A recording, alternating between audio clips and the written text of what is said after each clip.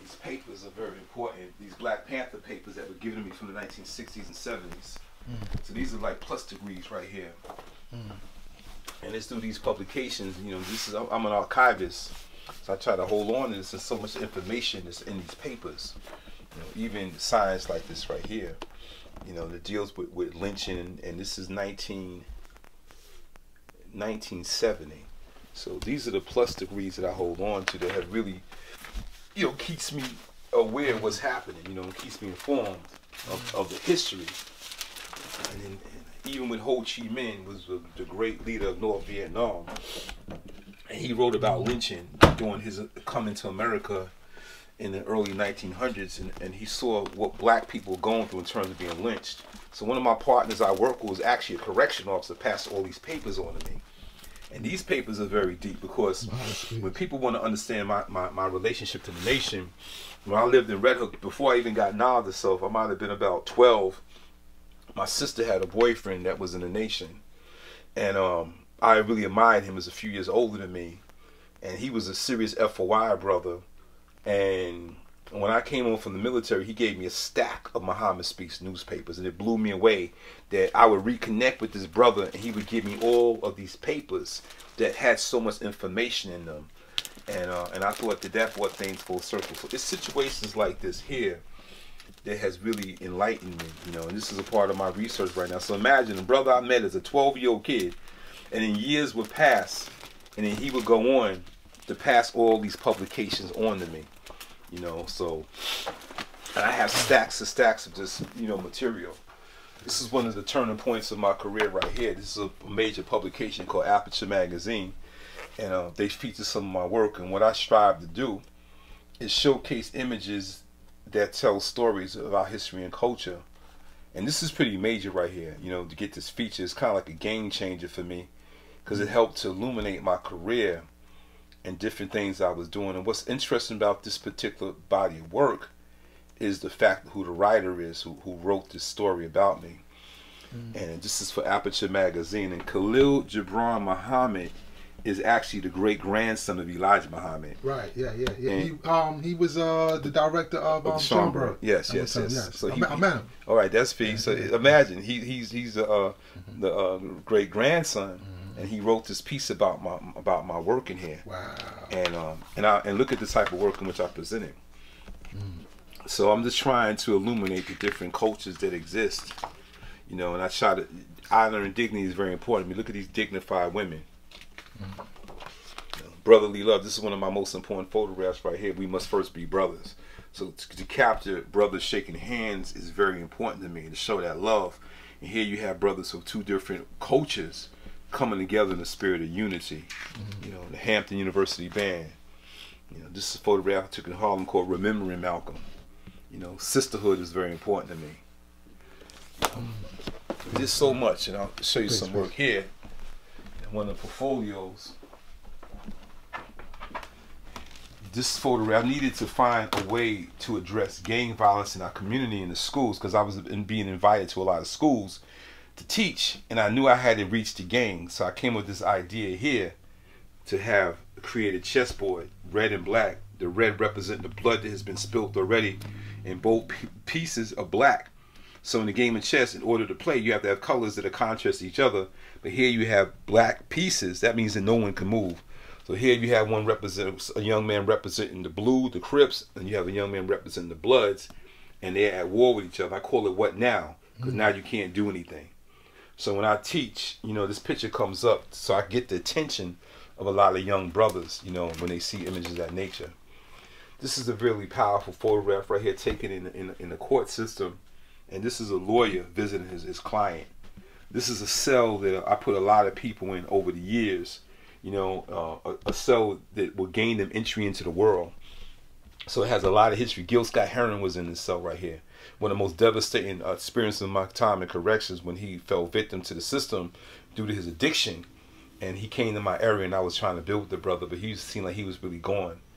You know, but a lot of good brothers I put in the cell and build with, you know, rather than being in larger cells that were packed. This is not solitary, or? No, this is not. This is this court. This is a waiting court right here. Oh, okay. So this is like a very solitude pen that, you know, there's other cells that are jam packed, but I will put certain people in the cell here to read, to pray, to use the bathroom, just to reflect. It was a cell that only occupied really about 2 people, where the other cells were about 30 people. And I try to contrast, you have a situation here, a person outside talking to somebody inside, and you have the sister here and the inside, in the doorway. So this is just a part of my visual storytelling.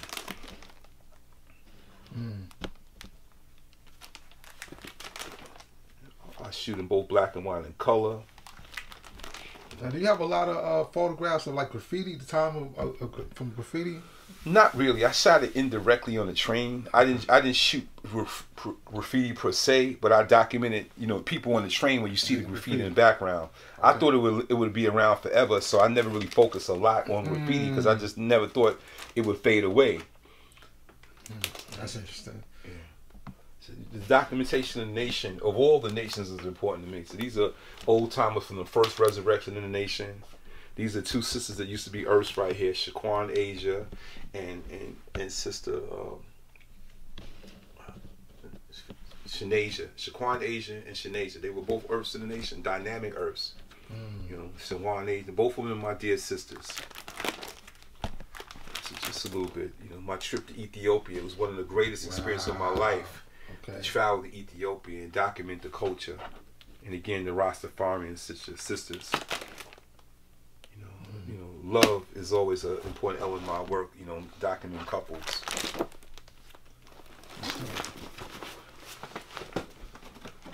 I got endless work. I just got to get rid of it right now. Everything got to go. You say got to go. Like what do you museums and institutions, because it's just so much work that I've documented over the many years. So I don't really need it right now. So what is your process to getting them into museums and institutions? Just really reaching out to one of the strategies is my social media feed, because a lot of the institutions follow me, so they reach out to me. And when I do shows, when they want to do exhibitions with me, I let them know the work is available after the show's over, and they really appreciate that. But I reach out to museums and universities, and I just I showcase my work and let them know I'm trying to find homes for it right now. So that's very important to me, because I have it, but what's the point in having it when it could be shared? Okay. So all this work to me, I've been blessed to document it. Now I don't need it anymore. Once it goes in the book, I really don't need it no more. It needs to go out. Oh, wow. And that's very important to me, because I do this for the people, and I have thousands upon thousands of images. And this is a very important photograph, because like I shared with you before, this brother's gone and that brother's gone. So it means a lot to their families now that have froze this moment in time for future generations to see.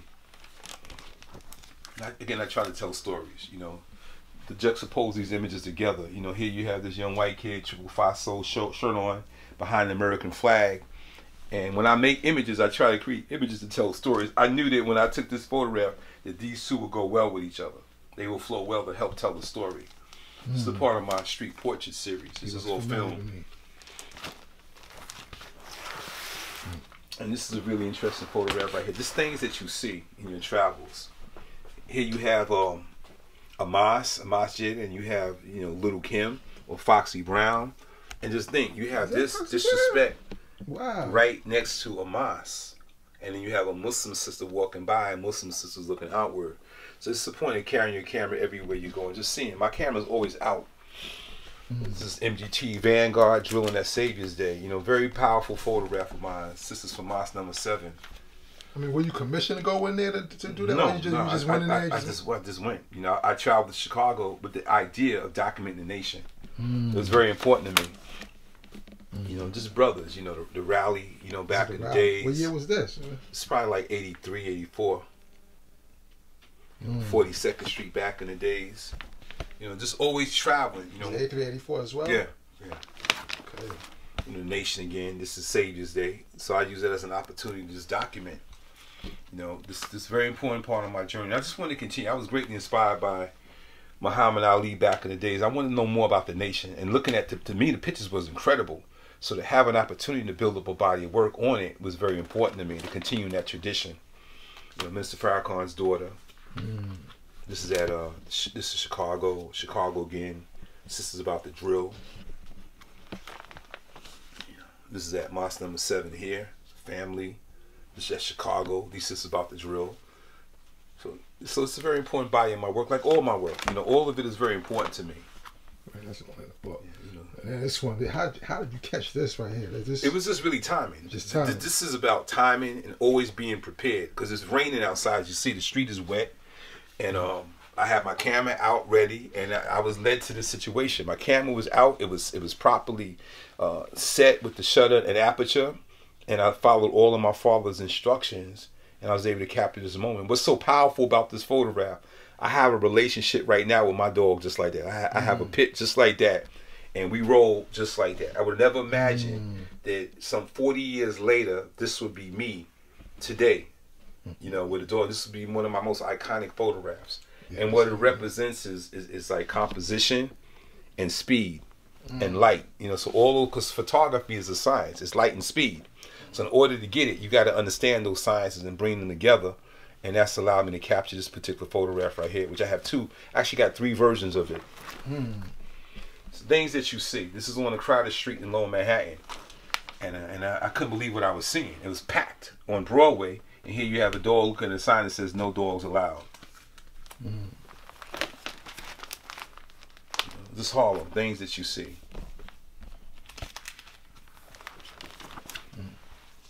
Some advertisement I did. You know, this is for Pro Kids, and this is for a company called Umbro, you know, in the train station. So I use the city streets. Jacob the Jeweler, Guardian Angels there, you know, and then the Despair. So this is a powerful photograph right here. This is what I learned about photography: to create images to tell stories. You have this individual, you know, out, knocked out. You have a sign that says, "If it concerns you, it concerns us." Light skin and black bitches are sucks. Somebody just wrote this. And you got More Than Sickness. Then you got a Keith Haring piece right here, who would go on to be this legendary artist, which I didn't even know at that time. So now this picture becomes valuable. You know, inside the bullpen, shot with a wide angle lens. This is a mental health unit in the courts. So a lot of the mentally ill who are going to see the judge or going to see a psychiatrist, they are placed inside this pen. And it's insane, because you have all these different aspects of mental illness confined in one cell area. You know, this picture just happened to be one, but on any given occasion, there's at least 20 people inside the cell with different forms of mental illness. And again, photographs of the sisters out there on the street, playing around with the idea right here. You know, going against the grain of what I normally do. I call this Ghostbusters, but you have this renowned artist painted this. And now you got a brother with his girl with his toolie out aiming. This is a powerful photograph right here. You know, this is timing. This is at the Veterans Day Parade. Here you have these young ROTC kids, junior ROTC, and you have this senior ROTC kid, and they all looking up to him. I call this one Looking to the Future.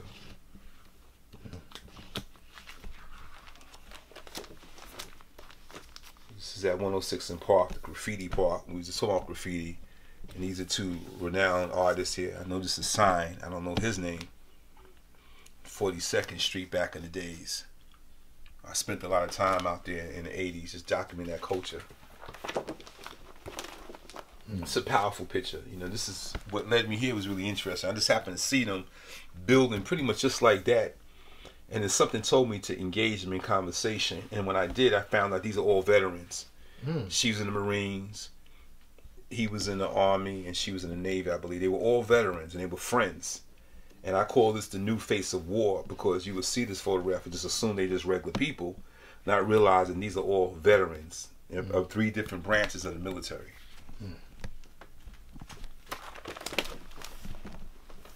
And just, you know, caption images to tell the story. The photograph him by himself is one thing, but now when you include all these different elements in here, it gives greater depth to the photograph. You know, you have a march for Mumia in Philly, stop the war in Iran, Malcolm X, brothers standing in the square. You know, so there's a lot going on. But like I said, by himself is one thing, but now to put him in here, his shirt blends with the yellow, it helps to tell a deeper story. Same with this photograph right here.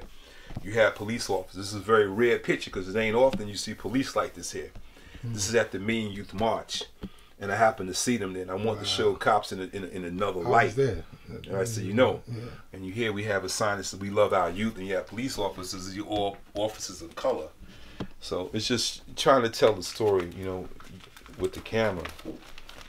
You know, documentation on the train, different things that you see. My man Luis Mendez, you know, good rolling partner of mine, just a good associate over the many years. And this is a classic photograph of a brother who's a follower at that time of Salas Muhammad. And here you have a paper that says Muslims speak on unity, and he's holding up the tradition of Malcolm and Save the Black Family. So things that you see and you capture. This is an interesting photograph here because I have posed pictures and unposed. This is Coney Island, and I call it 4 degrees of separation. So sometimes titles are important for me to have to go along with my photographs to tell a deeper story. So you have 4 different people from 4 different situations in the time before cell phones, and they're all, you know, separated by a booth. And now these phones don't exist anymore. So this becomes a very iconic, classic photograph.